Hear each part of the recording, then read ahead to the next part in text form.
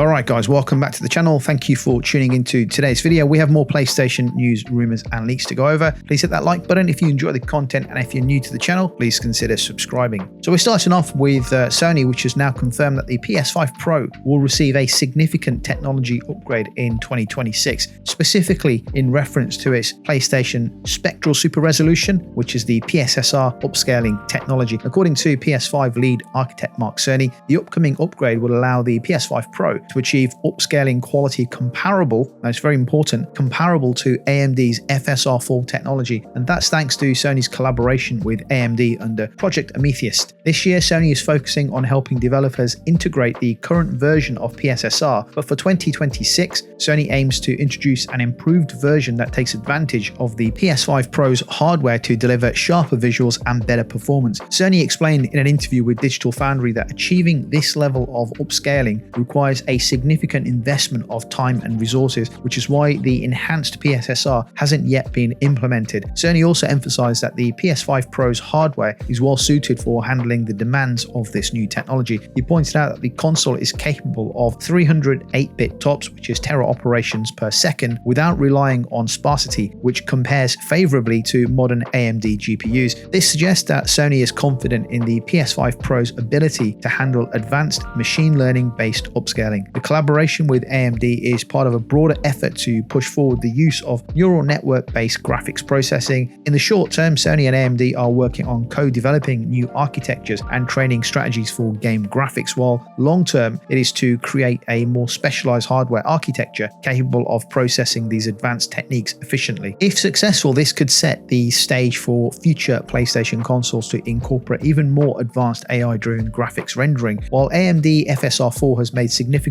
progress in catching up to NVIDIA's upscaling technologies, NVIDIA still holds an edge with its DLSS4 technology and upscaling GeForce RTX 50 series. Nevertheless, competition between these companies is expected to drive further innovations benefiting gamers in the long run. I mentioned in prior videos that what we see with the PS5 Pro, with its PSSR technology, this is only version 1, right? The first iteration. In 2026, we are going to see an enhanced iteration of this PSSR technology, a version which will be in essence comparable to AMD FSR 4. And then fast forward a couple of years from 2026 to 2028, when in theory we are going to be seeing the launch of the PS6, we will see a further improved and enhanced version of PSSR technology, which will be comparable with the latest AMD FSR technology of the time. All very exciting indeed. Let's move on. New details have emerged about Microsoft's future gaming hardware plans, and they suggest a stark departure from Sony's approach. According to an exclusive report by Windows Central Jez Corden, Microsoft is gearing up to introduce an Xbox-branded handheld device later this year. Unlike Sony's PlayStation Portal, which is designed for remote play and functions as an accessory to the PS5, the new Xbox device is expected to be more of a standalone gaming platform, potentially running a version of Windows and supporting services like Steam. And while Corden has not specified which manufacturer Microsoft is partnering with to produce the device, he indicates that it will likely be in the price range of existing high-end handheld PCs like the ASUS ROG Ally X, which is around $800, and the Lenovo Legion Go, which is around $700. The growing popularity of PC-based handhelds led by devices such as Valve's Steam Deck has likely influenced Microsoft's decision to enter the market. However, it remains to be seen whether Microsoft can attract a large enough user base to make this actually viable. Corden also suggests that Microsoft is working on a separate next-generation console or gaming platform, which could launch in 2027. The new system is rumored to be more integrated with Windows than ever before, potentially allowing for third-party platforms like Steam and the Epic Game Store, so pretty much a PC, right? And if true, this would mark a major shift in Microsoft's console strategy, blending the traditional console experience with a more open PC-like ecosystem. The challenge, however, lies in how Microsoft will make the business model sustainable,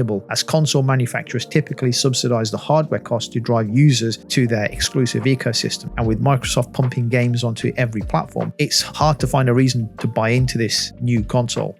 But yeah, take all this with a pinch of salt. As you know, it's all speculation by so-called industry insiders. The handheld market is obviously quite buoyant, provided you have the right handheld and most importantly, the right software, as in the games. Now, if the Xbox handheld allows you to play all your Game Pass games, and you can play Steam games too, then that's a whole different ballgame. Now Microsoft has my attention and I'm interested. But like I said, it's all just speculation right now. Let's see what happens over the coming weeks and month ahead. So let's move on. Sony has officially announced a new PS5 console bundle that includes Astro, the critically acclaimed 3D platformer that won Game of the Year in 2024. Since the PS5's launch in 2020, Sony has periodically released special console bundles featuring popular titles like Horizon Forbidden West, God of War Ragnarok, and Marvel's Spider-Man 2. And the addition of Astro to the lineup highlights Sony's commitment to expanding the offering of family-friendly and platforming-focused games. And let's not forget, Astro pretty much is the PlayStation mascot right now, following on from its fantastic reception in the Playroom, which released in 2013, which essentially back then was a PS4 tech demo, which first introduced everybody to Astrobot, had a bunch of mini games showcasing the DualShock 4. That was followed by Astrobot Rescue Mission in 2018, which was a PlayStation VR exclusive 3D platformer and received critical acclaim for its creativity and level design, which was then followed by Astro's Playroom in 2020 as part of a pre-installed PS5 game demoing some of the controller features on the PS5, and before finally having its own main game on the PS5 in Astrobot, released in 2024, which went on to win Game of the Year. Now, the new bundle, which comes with a standard PS5 console and DualSense controller, is expected to launch later this week. While Sony has not yet confirmed the exact release date or price, is anticipated to be around $499, similar to previous PS5 bundles. The bundle is likely to include a digital version of Astrobot rather than a physical copy of the game, which is a bit of a shame because